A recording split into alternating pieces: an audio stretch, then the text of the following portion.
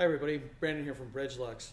Today we want to talk about finding suitable replacements for some of the obsoleted parts that we've manufactured over the years.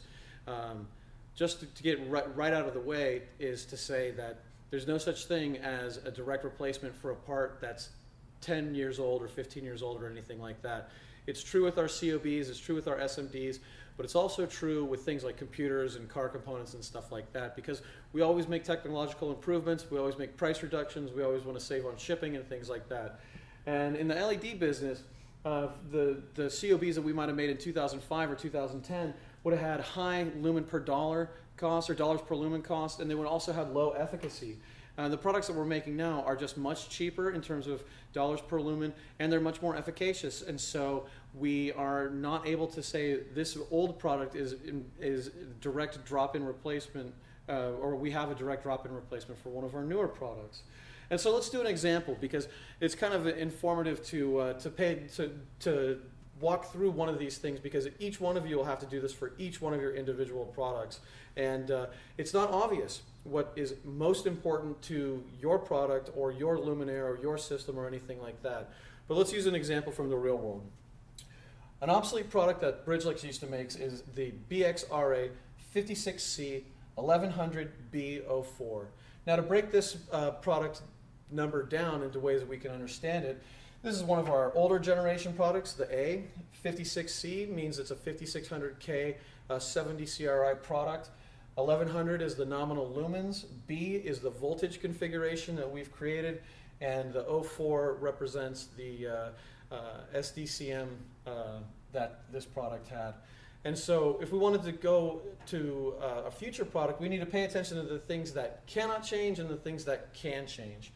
And so, for example, 1100 lumens is probably something that you cannot change. If you had a spotlight that was a certain brightness, you probably need that spotlight to maintain that same brightness.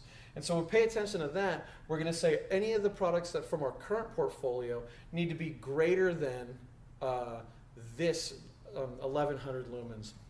And the LES on this old product was about 18 or 19 millimeters. And so if you look at our current Vero 18s, which are similar LES, those in their nominal configurations will produce over 5,000 lumens, and so it's a dramatic increase. And so when you notice those type of changes, you have to ask yourself, is the LES something that can't change, or is the total lumens something that can't change?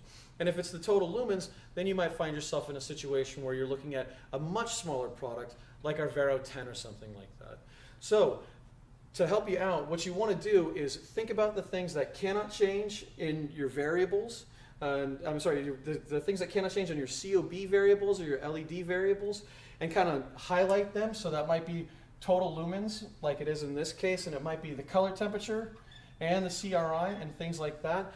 And that might be fine. Most people aren't going to be held to their old wattage when it can be vastly improved, or other type of things that are market improvements like lumens per watt and things like that.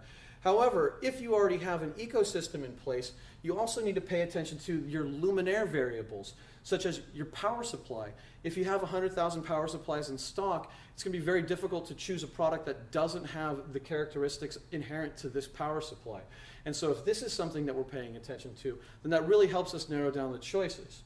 If you have optics that are designed around a certain LES, that helps inform our decision too. Same thing with holders and housings. Not so important with the heatsink, because it'll be overkill for most of the improved products.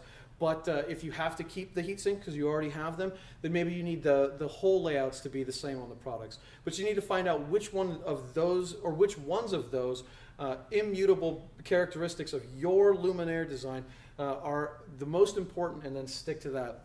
So let's see if we can walk this through just a little bit further. So let's imagine that we got to have our total lumens be the same, our CCT, CRI, and our power supply needs to be the same. Okay? And that's all we're going to do, because that's pretty specific. So if we look at all of the products that can meet the total lumens, we'll start a Venn diagram almost. Or maybe this is a bad place for our Venn diagram.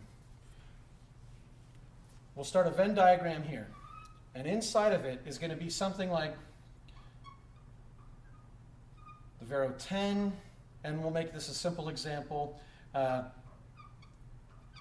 the Vero 18, right? Similar LES, obviously can make the lumens. We have the CCTs and the CRIs, and for both of those that match the now obsolete part number. But since we have the power supply as one of our immutable characteristics, let's go ahead and try to match the voltage output of that power supply with this old obsolete device. So the Vero 18 comes in only 36 or 56 volts, in that range. However, the Vero 10 comes with a 36 volt option, but then also a 24 volt option. So if we're keeping with the power supply, it's going to eliminate all of our choices and leave us with just one. So this is the exercise that you need to do for your company with your product in each individual case. Find the things that cannot change, and then reduce the available options of Bridgelux's current portfolio of products to match those characteristics that can't change. If this is still too difficult to do on your own, feel free to give us a call, go to our website, send us an email, and we're happy to help you out. But I hope this video can get you started in the right direction, and you'll be able to find a suitable replacement for our obsolete parts. Thanks.